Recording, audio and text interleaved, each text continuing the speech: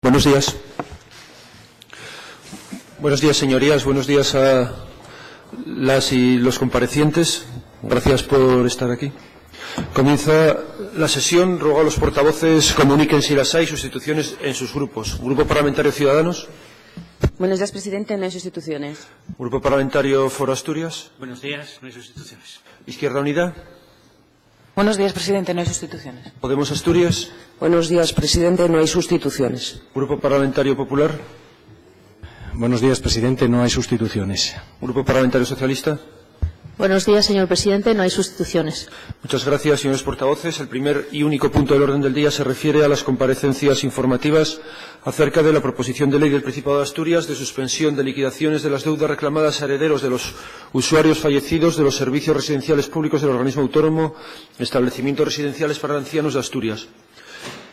El procedimiento se desarrolla comenzando por un turno de exposición previa de los comparecientes, si así lo desean, por plazo de 5 minutos cada uno.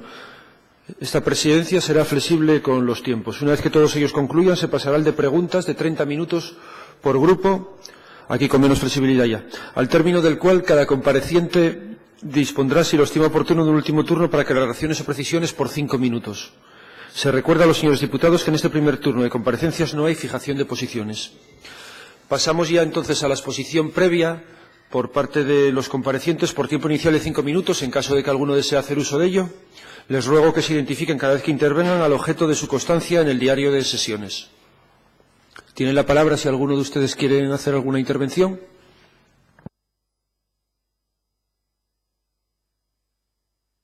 Bien. ¿Sí?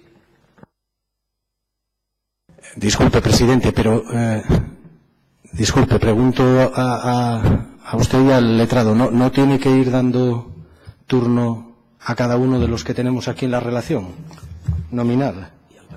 Aquí yo tengo una relación que me ha sido entregada e indica 9 horas. Comparece don Sergio García González, que no sé si está en la sala. Nadie nos ha comunicado tampoco quiénes de los relacionados en este listado se encuentran en la sala o no. Y la práctica habitual de esta Cámara era que se daba. No hay un orden establecido.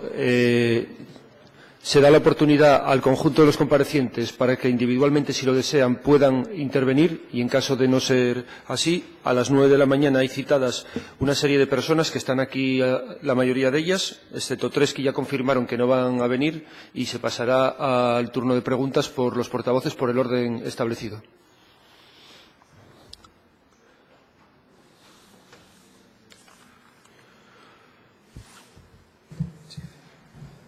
Bien. Faltaba alguno de los comparecientes. Vuelvo a repetir, tienen la opción de, durante 5 minutos, si quieren intervenir al inicio de la sesión. Si no, pasamos directamente a las preguntas por parte de los grupos parlamentarios. ¿Alguien quiere hacer uso de la palabra? Tiene la palabra. Por favor, identifíquense antes de empezar a efectos de acta. Sí, Ernesto Díaz Arasola. Cuando me diga puedo empezar. Cuando quiera. Bien. Lo primero, quiero agradecer a todos y particularmente a parte de este Parlamento la acogida a nuestra problemática originada por lo que a continuación relato. Una problemática muy similar a la de todos los afectados, aunque con matices distintos, pero que todos convergen en una misma mentira y un mismo engaño.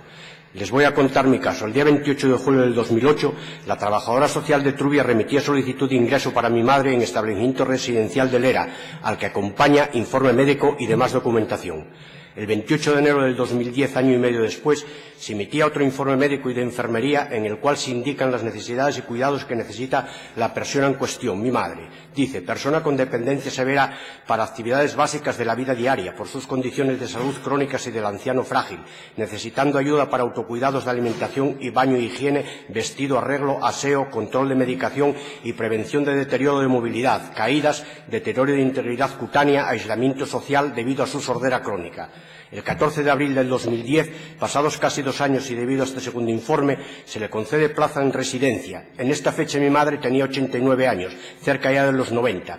No sé si fue en Trubia o en Oviedo, donde firmó el contrato de hospedaje sin que la trabajadora social solicitase acompañante alguno, sabiendo que tenía un hijo tal como reza en el expediente, y también teniendo conocimiento por el parte médico que padece una sordera crónica que la aísla de toda comunicación, y una edad muy avanzada, incapaz de leer todo lo que se ponían a firmar, pero de buena fe firmó, sin saber valores ni demás entresijos del contrato. En la cláusula cuarta de ese contrato se dice que si la cantidad abonada mensualmente por el usuario no alcanzara a cubrir el precio público vigente, el ERA podrá llamar a descendientes o ascendientes más próximos para que contribuyan a mermar dicha diferencia, valorando la capacidad económica de estos, cláusula que claramente se incumple por parte del ERA. Respecto a la llamada Ley de Dependencia, me gustaría saber los criterios para la concesión de la misma y cómo se les explica a nuestros mayores una vez ingresados en las residencias, pues tengo muy claro que el grado 3, nivel 2, que es el máximo, no necesita comentario. Pero si a alguien no le quedó todavía claro, paso a enumerar el informe médico completo que dice: paciente con arritmia cardíaca, mareo cinético, vómito, estreñimiento severo, hipoacusia crónica, trombosis de la vena central de la retina, insuficiencia renal crónica y problema social debido a su sordera crónica. ¿Les parece poco? Y debido a su mareo cinético se cae en la residencia y se fracturó la pelvis, lo que la dejó postrada en una silla de ruedas durante un tiempo, y luego tuvo que usar un andador para poder moverse. Con todo esto y lo citado anteriormente, mi madre no tenía ningún grado de dependencia. Increíble, pero cierto. Quiero dejar claro que la mayoría de los que entran en una residencia ya son dependientes por las enfermedades que padecen. De ahí que no haya explicación racional de que por qué algunos la tienen y otros no. Mi madre falleció en la residencia sanitaria de Oviedo el 2 de julio del 2013 debido a un ictus intestinal. Hacía bastantes días, casi un mes, que se venía quejando de fuertes dolores de vientre y muchísima dificultad para ir al baño. Mi esposa se lo comunicó a la enfermería de la residencia y le dijeron que estuviésemos tranquilos, que era normal debido a la edad, que le estaban dando la medicación apropiada. Al preguntarle cada vez que la visitábamos nos decía que tomaba Dufalá y paracetamol. Volvimos a decirle a la enfermería que no veíamos ninguna mejoría. El sábado 29 de junio la tuvieron que ingresar. Al hablar con el médico me dijo que tenía una anemia muy importante y un bloqueo intestinal severo y que cómo no la habíamos ingresado antes. Yo le dije que estaba en una residencia y que ellos la habían ingresado. Entonces me comunicó que estaba con una medicación fuerte y que si no respondía no había nada que hacer, pues una intervención a su edad no la resistiría. En aquellos momentos tenía 93 años.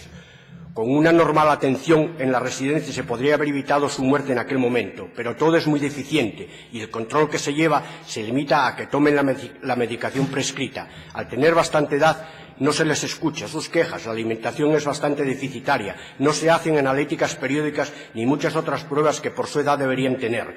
Si a eso añadimos que si a alguno de ellos les dan el mínimo problema, les sedan, es una pena y dolor entrar en los salones donde les tienen aparcados, sea invierno o verano, y eso que disponen de espacios abiertos donde pueden tomar el sol, pero claro, es más cómodo no tener que bajarlos y subirlos. Después de su fallecimiento me pasé por la residencia para recoger sus pertenencias más importantes. Al entrar en la habitación me encontré el armario abierto y revuelto. Nos ponemos a mirar y vemos que falta reloj, sortijas, pendientes, el dinero que tenía en su cartera. La cartera estaba, pero vacía. Después de reclamar sus pertenencias desaparecidas, como por arte de magia aparecieron, aunque solo nos entregaron la cadena y la alianza. La asistenta social que nos acompaña nos dijo que ella no sabía nada del asunto. Todo esto se lo comunico a la directora y todavía estoy esperando su respuesta. Después de este trago y con mucha rabia contenida, les pregunté a la directora y a la trabajadora social que allí se encontraba si tenía que hacer algún trámite para dar por finalizada la estancia de mi madre. Me dijeron ambas que no, que todo estaba en orden, con lo cual di por cumplimentado el trámite.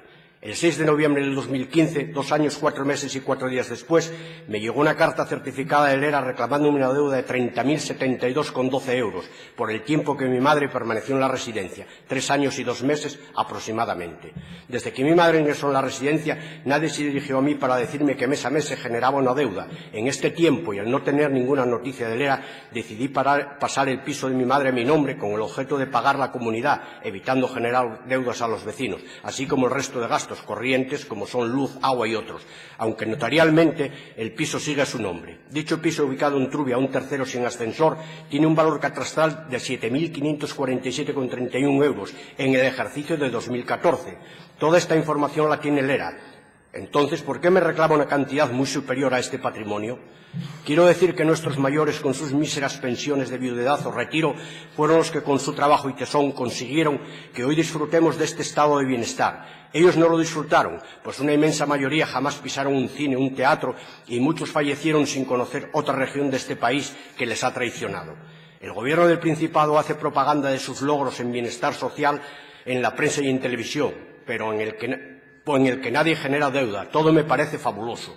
Pero, señor presidente del Principado y consejera del ramo, ¿no se olvidan de nuestros mayores que ya pagan el 75% de sus míseras pensiones para cubrir el alto coste de las plazas públicas, generando una deuda, mientras que nadie de los anteriormente la generan, que es como debe de ser? En fin, es una vergüenza lo que se hace con nuestros mayores, los cuales fueron sin saber los problemas que dejaron a sus familias gracias a la desastrosa y nefasta gestión del ERA, que depende de la Consejería y del Gobierno regional. Y para acabar, me gustaría dejar claro por qué estamos aquí. Estamos aquí porque durante todos estos años la mala gestión de los organismos públicos y de nuestro Gobierno del Principado nos ha llevado a una situación de caos. Han jugado al monopolio con nuestros impuestos, construyendo pirámides faraónicas que nadie quiere ni usa y que no generan más que deudas. Han malgastado nuestro dinero público y se han olvidado de los servicios básicos que han sido gestionados de forma ineficiente y deficitaria. Y ahora quieren que nosotros paguemos por sus errores a través de sus estrategias y fechorías financieras, inventándose cuotas desmesuradas, engañando con privatizaciones de servicios que fueron y son públicos. Es una auténtica vergüenza lo que estamos viviendo. Habéis acabado con los valores de esta sociedad y con la fe en la justicia.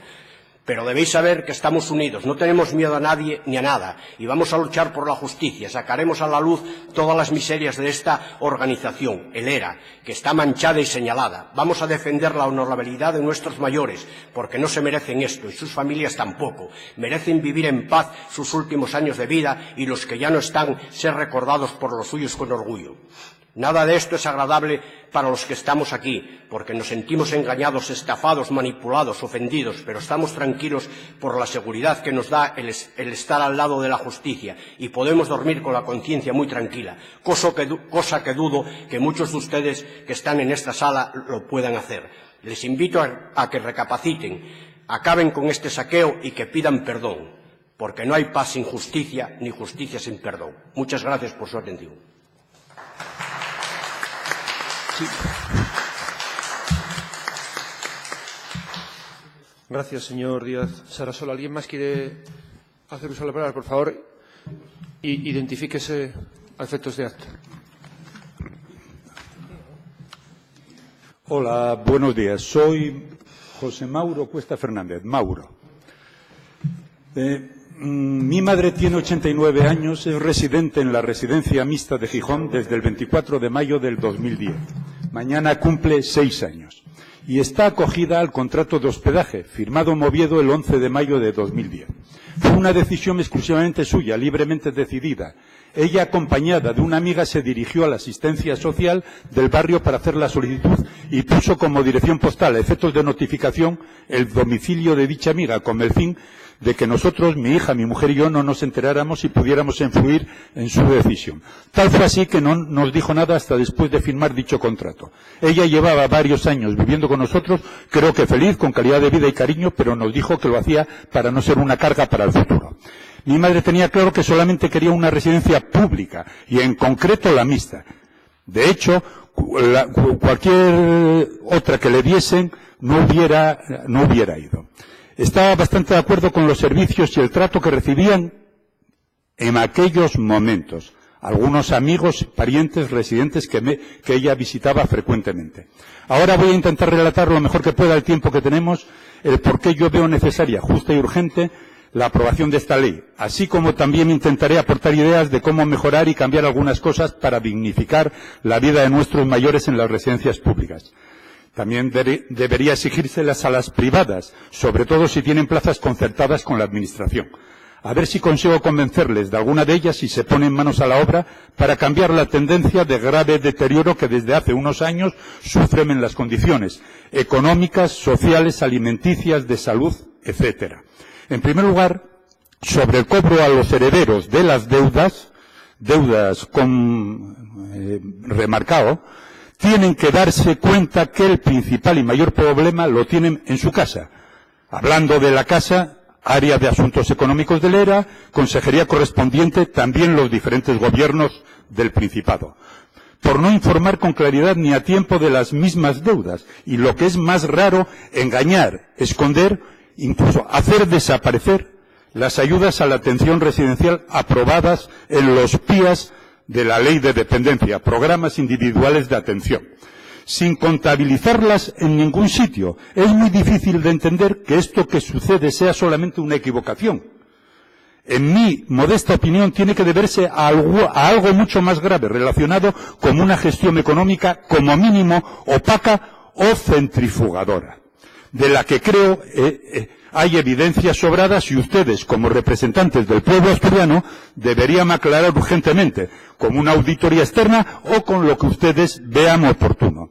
Un pequeño ejemplo de muy poca importancia económica, pero clarificador de lo mal que funciona el área de asuntos económicos del ERA. A mi madre le cobraban de más entre los años 2011 al 2014, incluso después de avisarles desde el primer año, por registro reiteradamente, ellos no eran capaces de hacer bien el 75% de sus pensiones. ¿Qué pasaría con los residentes de los que ellos son los tutores? ¿O quien no tenga quien se lo mire? Al enterarse deberían de actuar de oficio, porque si no es robarles. El ERA debería aplicar siempre como norma el pago más beneficioso para el residente, y no es así. En segundo lugar, a ver si puedo aportar algo. El ERA ya lleva varios años funcionando. ¿No se podrían revisar algunas cosas desde un punto de vista más social y humano? Propongo que se estudie una forma de pago tipo al del IRPF, por tramos de renta, y así evitaríamos lo que sucede ahora, que personas que tienen muy bajos ingresos tengan que estar mendigando alrededor de las residencias o incluso dentro de las mismas. El 75%, como ahora está en el contrato, no es justo. Tiene que haber una proporcionalidad. No es lo mismo ese tanto por ciento de una pensión de 400 euros que de 1.000. Y las personas de rentas bajas no pueden tener con el dinero que les queda una vida digna. Yo lo veo todos los días en bastantes residentes que no tienen familia que les eche una mano. No miremos para otro lado. Hoy en día, con la situación que hay económica y social, se debería de cambiar el sistema de mismo tanto por ciento para las rentas. Es de justicia. Otra cosa, la intimidad y convivencia. ¿Cómo no se entiende, a construir residencias con más, cómo no se atiende a construir residencias con más habitaciones individuales, Incluso yo diría que deberían ser la inmensa mayoría. Los residentes dejan sus casas y de sopetón tienen que vivir permanentemente como si estuvieran en una habitación de hospital. Eso es uno de los principales motivos de tensiones permanentes y, aunque parezca contradictorio, de falta de integración. También es muy importante reseñar que se están usando las residencias como hospitales clandestinos, como enfermos que deberían ser tratados por la Seguridad Social. Eso termina siendo perjudicial, tanto para los enfermos, que no siempre son atendidos con el tratamiento y personal adecuados, como para los residentes que deberían pasar ese tiempo de sus vidas en un ambiente saludable y tranquilo, dándose cada vez más situaciones de insultos, agresiones, tensiones, tanto entre residentes como con los trabajadores.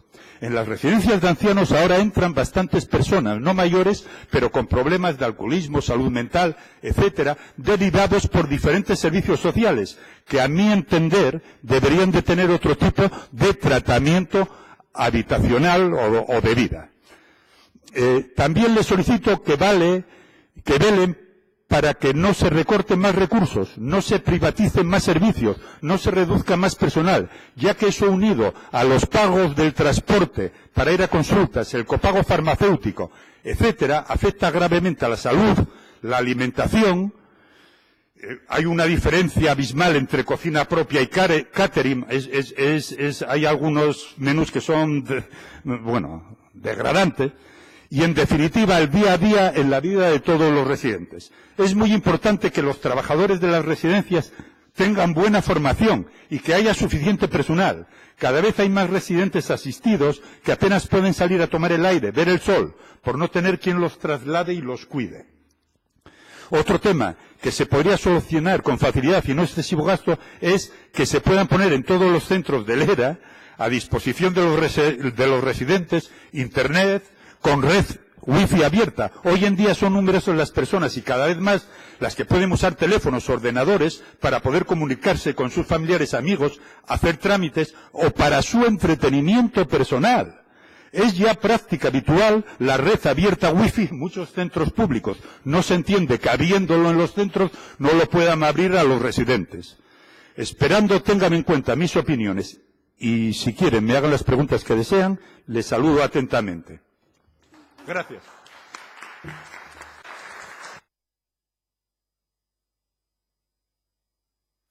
Muchas gracias, señor Cuesta Fernández. ¿Alguien más? Sí. Identifíquese, por favor, a efectos de acta.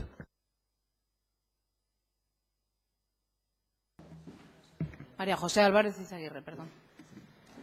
Buenos días. Vengo a esta sala a exponer la vida de mi madre, cómo su vida se fue apagando a causa de las enfermedades, cómo se vio obligada a entrar en una residencia por problemas de salud, cómo varias familias y amigos se movilizaron con el único fin de hacer que los últimos días de una amiga familiar sean lo más dignos posibles. Mi madre, casada en Llanes y con 3 hijas. Yo, la más joven, recuerdo la casa donde yo nací y me crié junto a mis hermanas. Recuerdo a mi madre, toda la vida trabajando en el campo junto a mi padre y haciendo todas las labores del hogar. Años después, ya anciana, una rodilla le hacía subir los 3 escalones de casa de rodillas. Se resistía a dejar su afición a las flores y su pequeña perra pequinesa de nombre Laika. Fue mi sobrino Daniel quien alertó. Dijo, los abuelos no están bien. La abuela se pierde en casa y no se acuerda dónde pone las cosas. El abuelo la riñe por hacer las cosas mal y discusión montada. Alertados, les prestamos más atención y tras observar varias incidencias nos vimos obligados a realizar la incómoda pregunta. «Mamá, ¿estás bien? ¿Qué te pasa?» Respondió entre lágrimas. «Yo no estoy loca. Lo que pasa es que no me acuerdo de las cosas. Pero no estoy loca», remarcaba. Tras mucho hablarlo y con mucho pesar, se vieron obligados a alquilar un piso en Oviedo, donde mi hermana Loli y yo pudiésemos hacernos cargos de ellos. Sus problemas dieron un paso de gigante en enero de 2009, cuando una hemorragia nasal la obligó a ingresar por urgencias. Un ictus añadido a su Alzheimer se apoderaba de su actividad, de su consciencia, de su vida. Sus limitaciones le otorgan una invalidez grado 2, nivel 1, en marzo del 2009. Es mi hermana Sol quien se hace cargo de sus cuidados, en su casa, en Llanes, pero el avance de la enfermedad hace que mi hermana no se vea capaz de cuidarla y nos vemos obligados a traerlos a Oviedo, a mi casa. Su invalidez alcanza un valor máximo, grado 3, nivel 2, en junio del 2009.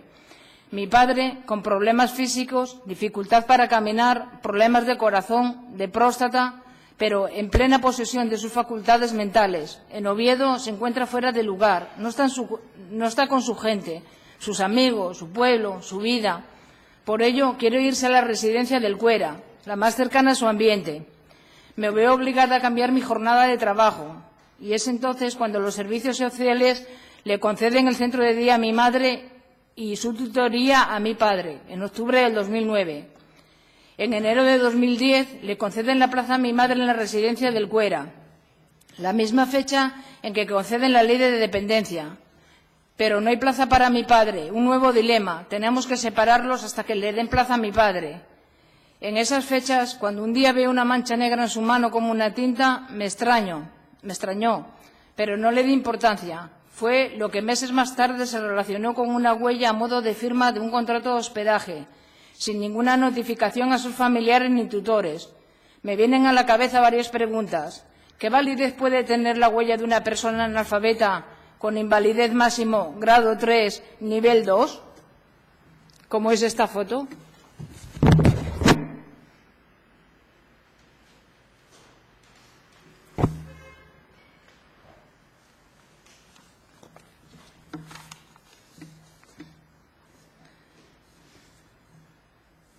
En enero del 2010 le conceden la plaza a mi madre en la residencia del Cuera. Perdón, avanzo que me equivoqué. ¿Quién ordenó a las trabajadoras sociales el robo de esa huella?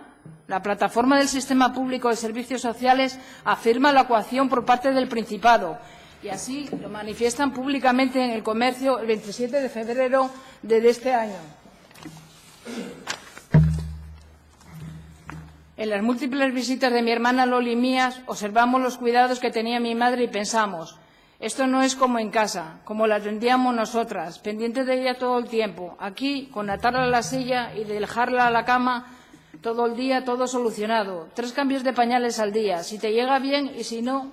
Esto no puede ser, tenemos que venir a diario y atenderlas nosotras. Aquí, ¿cómo? Papá está en Oviedo, yo trabajo y 100 kilómetros de distancia. Es entonces cuando una vecina del pueblo se compromete de forma desinteresada a echarnos una mano de lunes a viernes por las tardes. La salvación, un favor que nunca podremos pagar. Es en abril de 2010 cuando le conceden la plaza a mi padre pagándola íntegramente, con sus ahorros, los de toda una vida. Pensamos, eso ahora no importa, papá y mamá vuelven a estar juntos. Seguimos como hasta ahora, nos repartimos los fines de semana y venimos siempre que podemos por las mañanas. Por las tardes está Begoña. A los pocos días de ingresar mi padre en la residencia le pregunto, ¿cómo estás? ¿Te adaptas? La sorpresa fue cuando dijo, tu madre perdió la vergüenza, contesta mal, se pega en el comedor, está irreconocible y me da vergüenza. El 16 de julio del 2010 fallece mi padre. Tengo dudas de si un infarto o por la depresión que tenía, por el comportamiento de mi madre y sus propias limitaciones físicas, ya dependiente en una silla de ruedas. En diciembre la trasladamos a la residencia del Cristo, en Oviedo, por su estado de salud, prácticamente ciega y con alucinaciones. Finalmente, en nuestra presencia, el 14 de abril falleció. Quisiera hacerle una serie de preguntas. ¿Dónde está el glamour de envejecer y enfermar? De ver día a día cómo sus facultades físicas y mentales se van mermando. A los geriátricos se va a morir, no es un viaje de placer. Murió con los 52 años de casados cumplidos, una de las parejas más longevas de la parroquia. No hemos generado ninguna deuda. Hemos pagado la residencia de mi madre con el 75% de su pensión, con su parte de sus ahorros, con la ley de dependencia que se le concedió, con su paga de viudedad, con nuestro tiempo, con el tiempo de la familia, de amigos, con desplazamientos de Oviedo a Llanes, con la ayuda desinteresada de vecinos, con discusiones, con rotura de relaciones familiares y con muchas horas llorando de impotencia. Hemos generado una deuda de 0 euros y no de 13.655,69 euros, cantidad que el ERA reclama. Señoras y señores, esta es la historia de mi madre, la transición de una vecina ejemplar a una persona totalmente dependiente. Son sus herederos violados por un copago encubierto y malintencionado, el cual el Gobierno asturiano quiere eludirse de sus responsabilidades, haciendo responsable a su familia y a sus herederos. ¿Querrían ustedes esto para sus padres? Y, por último, quisiera hacer una consideración. El señor Tomás Antuña Álvarez y el señor Eloy Ortiz Cochero, ambos de profesión médicos y directores de la residencia del Cuera, responsables de la firma con huella de mi madre. En estas condiciones, señores. Grado 3, nivel 2.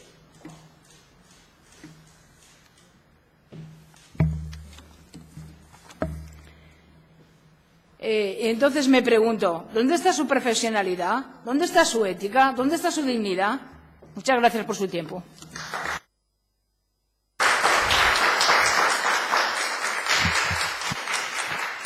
Gracias, señor Álvarez Izaguirre. Quería rogar al público. Esta presidencia comprende la emoción y la intensidad de lo que se está tratando hoy aquí. Y aun creyendo que los aplausos no perturban el orden parlamentario, sí no queda más remedio que acogerme a lo que dice el reglamento. Aquí hay unas normas muy estrictas para determinadas cosas que hay que cumplir. En ese sentido, rogaría que, en la medida de lo posible, que se contuviera las muestras de aprobación o de desaprobación. Es lo que marca el reglamento. Gracias. A continuación, sí, dígame. ¿Su nombre, por favor? Soy José Luis Alonso Cuadra. Muy bien, habla. Señor presidente de la Junta, señores y señores diputados, en primer lugar quiero agradecer que se me dé esta oportunidad para intervenir en la Junta del Principado de Asturias como afectado por la problemática del ERA. En segundo lugar, manifestar mi total y absoluta desaprobación con el tratamiento que se me está dispensando por el Gobierno del Principado de Asturias. Todos los familiares y allegados de las personas que han ocupado plaza en los establecimientos del ERA, con las reclamaciones y cobros y cantidades económicas no conformes a derecho, a los herederos de las personas ya fallecidas, teniendo en algunos casos que acudir al auxilio de los tribunales, de la justicia, para eminentemente las irregularidades advertidas, cuyos tribunales en algunos casos ya han dado respuesta favorable a los herederos y anulado a las liquidaciones y reclamaciones realizadas por el ERA y la consejera de Bienestar Social y Vivienda del Principado.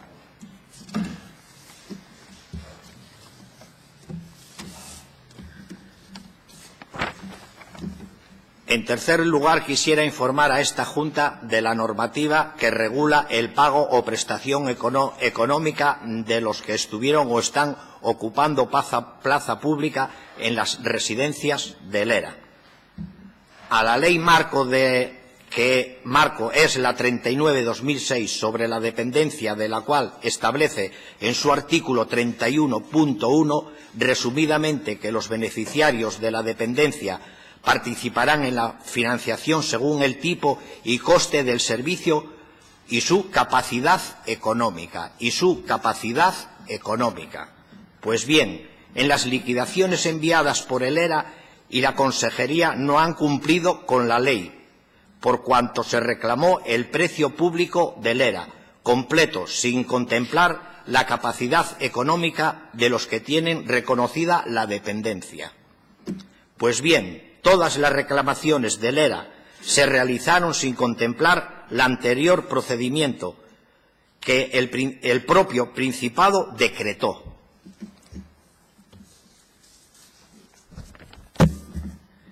En todos los casos de las reclamaciones del ERA se liquidó por el 100% del precio público, sin tener en cuenta la capacidad económica de los beneficiarios y el porcentaje del 75 y el 90% de su pensión, según establece la propia normativa del Principado.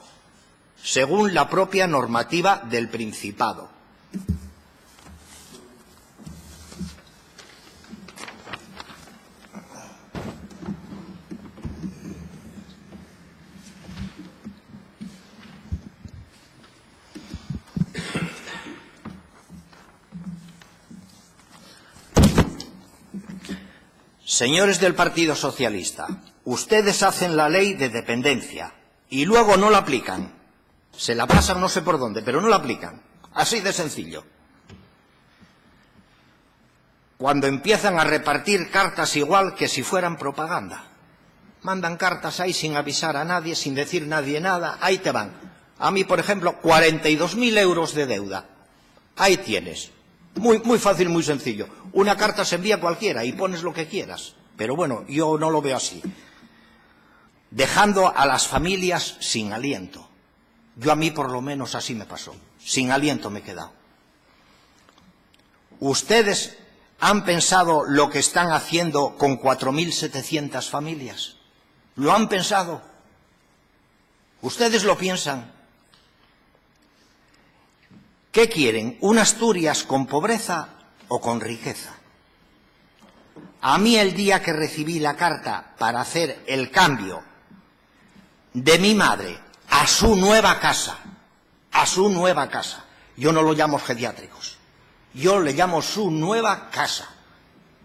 Eso mentalícense. Eso de geriátricos a mí me parece de otro mundo. Me presenté en Oviedo en las oficinas en la calle del ERA, Obispo Guisasola número 14, y la trabajadora social que nos recibió nos ha dicho que la ley de dependencia no creaba deuda, solo se le cobraba el 75% de su pensión y que no tenían noticias de haber cobrado a nadie, hasta el día de hoy. Eso nos lo ha dicho ella sin nadie preguntarle nada, sin nadie preguntarle nada.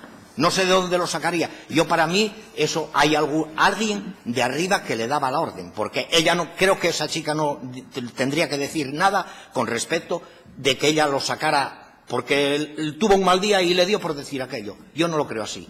Eso eran órdenes de arriba. ¿De quién? No lo sé, pero sí me gustaría saberlo. Todos los que hemos pasado por las oficinas del ERA nos han dicho lo mismo, nos han engañado, y yo creo que hubo hasta mala fe. Hasta mala fe.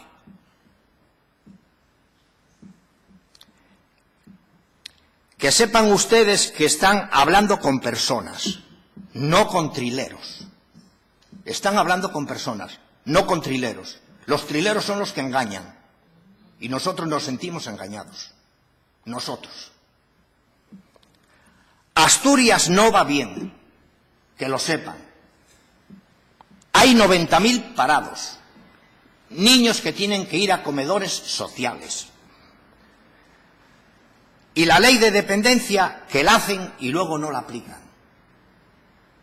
Yo creo que el camino no es bueno. Deben de cambiar de rumbo. Y para terminar les quiero decir que si esto no se arregla, políticamente llegaremos hasta donde la ley nos permita. Eso no nos va a parar nadie. Eso que lo sepan, que les quede claro. Vamos a llegar hasta la ley. Llegaremos hasta Estrasburgo. Llegaremos. Seguro. Seguro. Esto se arregla políticamente y toman decisiones aquí. Serias, pero serias. Y si no las van a tomar y se creen que los que andamos por la calle somos trileros, no somos trileros. Somos personas. Y de aquí salen los engaños. Hay que ser más sinceros y mirar a los ojos, a la cara, a la gente. Hay que mirar a la cara y decir las cosas como son. Y que sepan que mi deuda que me reclaman son 42.000 euros. Si no, yo no los tengo. ¿Me lo dejan algunos de ustedes? ¿Me los dejan?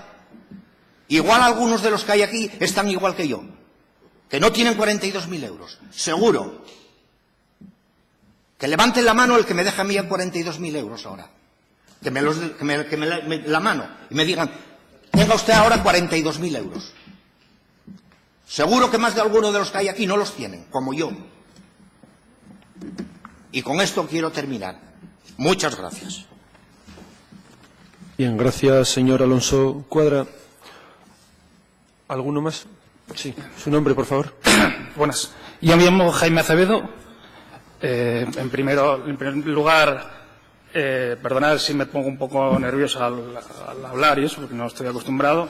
En segundo lugar, quiero dar las gracias al Grupo Parlamentario de Podemos, que nos está dando la oportunidad a los afectados de explicar nuestros casos, al Congreso, a los diputados, para que vean que la gente, los casos que le están pasando, y que sepan realmente el drama que está pasando a las familias.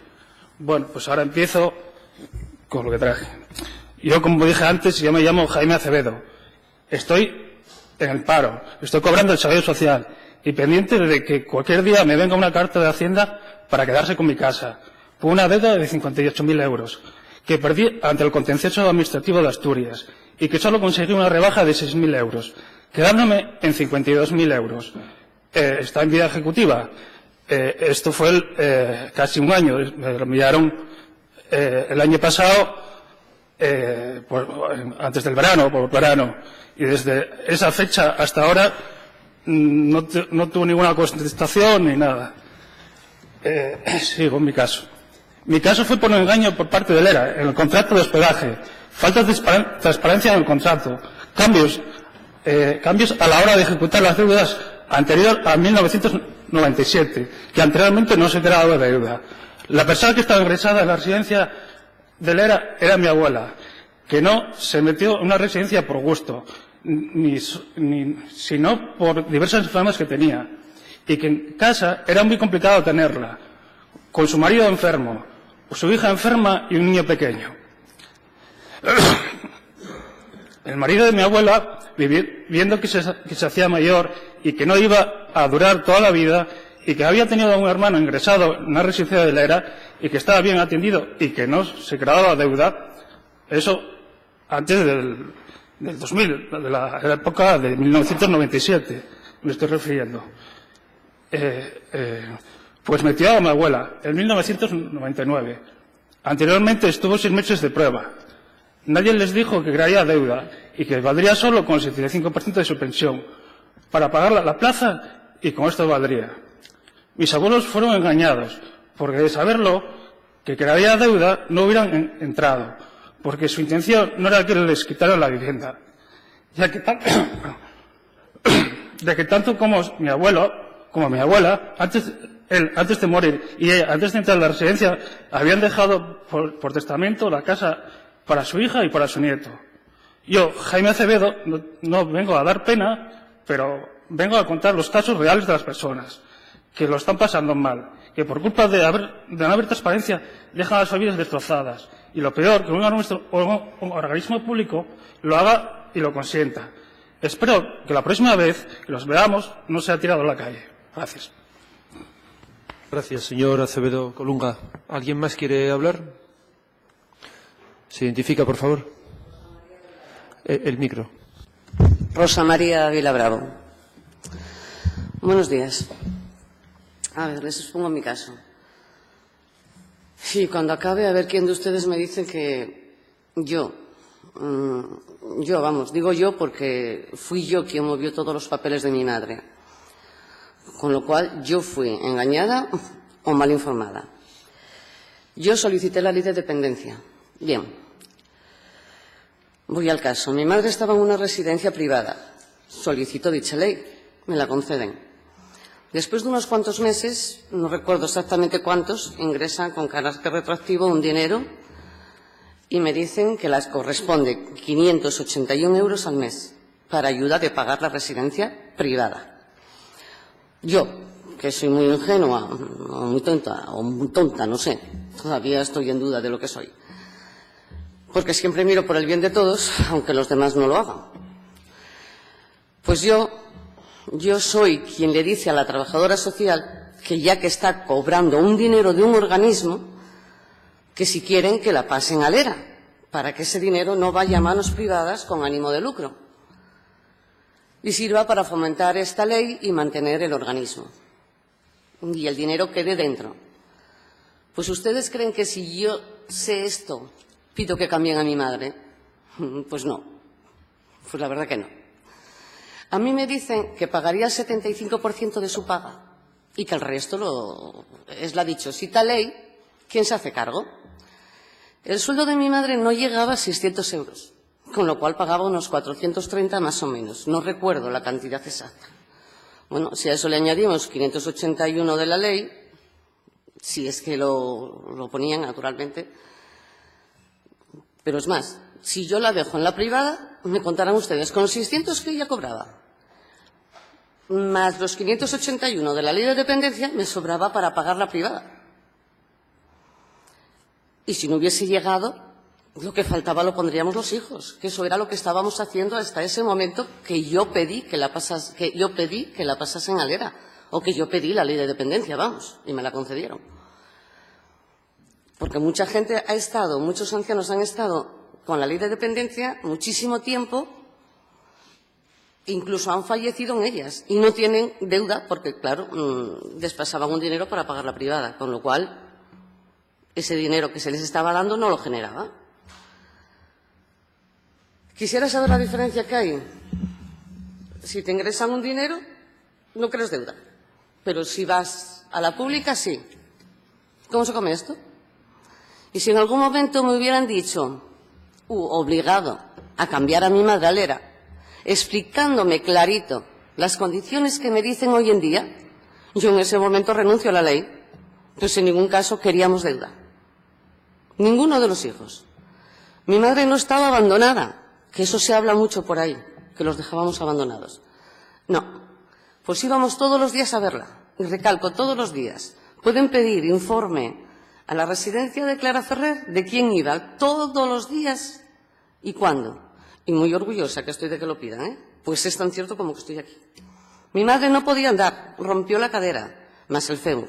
Fue operada. Unos meses después rompió los clavos que le habían puesto para sujetar el implante, con lo cual no se tenía de pie ni podía andar. Los hijos vivimos en pisos sin ascensor, en segundo y cuarto piso. ¿Qué hacíamos? ¿Dejarla encerrada de por vida? ¿Sin salir? Pues me dirán qué hacíamos, cómo la bajábamos, porque con todo eso roto había que saber manejarla. A ver, incluso para ir para médicos, ¿cómo la bajábamos? Traigo conmigo las radiografías. Si alguien las quiere ver, no tengo ningún problema. Se ve perfectamente los clavos rotos. Los médicos no podían volver a operar, pues quitar esos clavos y poner otros no era posible. No había sitio para ello.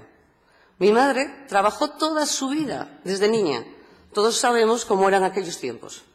Trabajaba limpiando casas, portales, escaleras, lo que hiciese falta.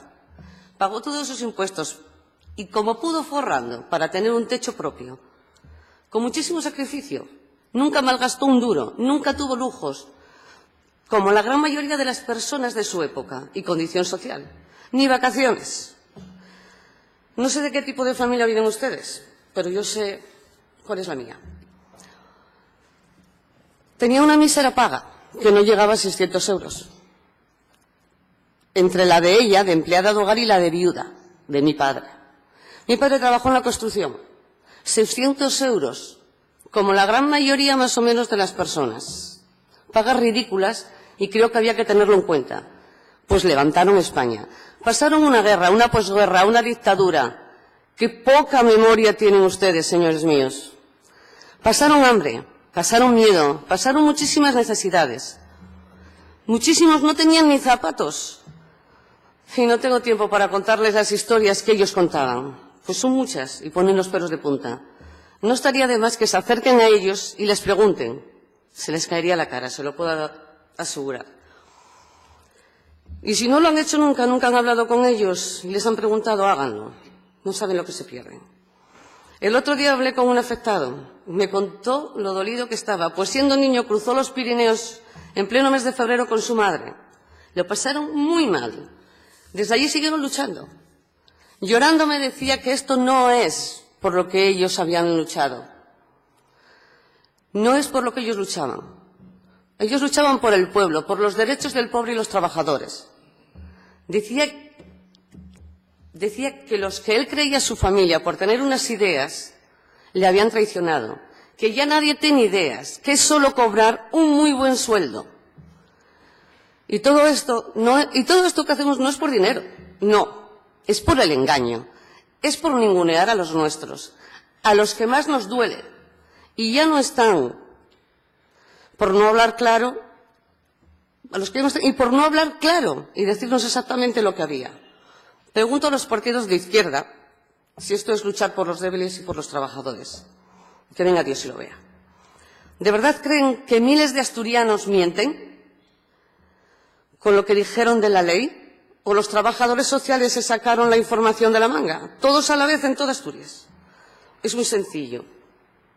Si es verdad que mintieron, si es verdad que contaron lo que les apeteció sin tener una orden de arriba, es muy sencillo. Ábranles un expediente. Y se lo digo a la señora Varela o a quien corresponda, porque por aquí no veo a nadie que le interese mucho. Ábranles un expediente o despídalas por no hacer bien su trabajo. A ver qué pasa. A ver por dónde sale la cosa. Porque tanto mentiroso y a todos con la misma mentira, lo siento mucho, pero no me lo creo. No sé ustedes, pero yo, piénsenlo un poquitín. No sé ustedes, yo no me lo creo, no. Y repito, no estaban abandonadas, por lo menos la gran mayoría. Y a mí me piden 14.700 y pico euros. No es que sea un dineral de 100.000 euros, no, pero fue un engaño. Fue un engaño porque yo hubiese dejado a mi madre en la privada, porque mientras estaba en la privada estábamos bien y no había ningún problema. Con esto no tengo nada más que añadir, aunque podía seguir añadiendo muchas cosas, pero vamos a dejarlo ahí.